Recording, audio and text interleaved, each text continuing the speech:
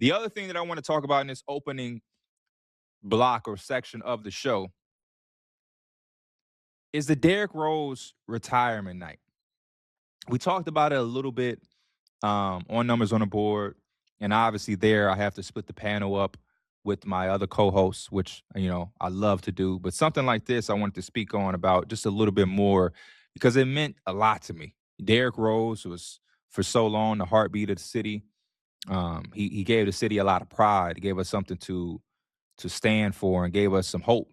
His story is a story that is super relatable for a lot of kids in the inner city of Chicago, whether you're from the South Side, whether you're from the West Side. You all grow up with this dream of, making it out and to be able to make it out on that stage and not only make it out on that stage, but to put on that Bulls jersey and to be the reason and the driving force behind the success of the Chicago Bulls. I mean, that's every kid's dream, especially with all of the stories and the highlights and the love that, the 90s Bulls get and the love that Michael gets.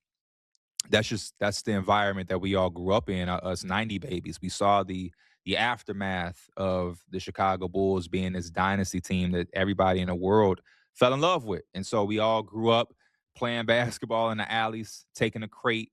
You shave down and cut out the bottom of a crate. You put it on some type of cardboard, and you make a basketball hoop in the alley. And all the guys go out there and you're working on your game. You're playing different playgrounds and things like that. And Derrick Rose jersey retirement just brought all of those memories back. See, it's different when a player retires and you just have an admiration for a player from afar versus a guy like Derrick Rose, who, when he is referencing some of the things in his story, when he references some of the upcomings and, when he references, certain, environments, I think for us Chicagoans, it hits different because I can picture exactly what he's talking about. I know exactly what he means when he's talking about the story of his daughter being such a sweetheart that she unwrapped all of the fruities. And as he was telling the story, he's like, if you're from Chicago, you'll get it. Just that simple thing. It's just fruities is just a candy that we have here in Chicago, and it might be a worldwide thing. I mean, Chicagoans, we do have this stubbornness to think that only the things we have exist here. Um, but it's like even just that, something so simple. It's like it made me want a bag of fruities because that's just like some Chicago stuff where the candy lady got nachos, snowballs, the little bags of cookies with the pink frosting. If you're from Chicago, you know what I'm talking about. And then the fruities. And it's just to see him be able to get that love, to see that jersey go up was an incredible sight to see the man that he's grown into. This is a guy that I've seen his entire career. I'll never forget. I tell the story all the time. There was once a time where Derrick Rose was playing for Simeon, and I was super, super young. I might have been like sixth, seventh grade type young. And I'll never forget my dad asked me and my brother, like, yo, you guys got um, a pool party that your cousin is having, right? We going. But I just want to put this option out there.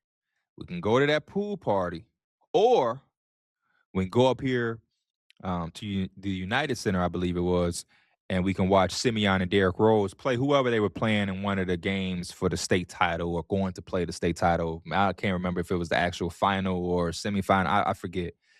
And me and my brother, being young kids, not really being aware of the moment, we knew how you know how high Derrick Rose had climbed nationally, and he was one of the top players in high school. But I don't think we understood the magnitude of it. So of course we chose to go to the pool party, and I'll never forget, like, the next night, the highlights are on, like, WGN, a Chicago news station. It may even got to, like, ESPN. This is before things could just go viral at the tip of your fingertips.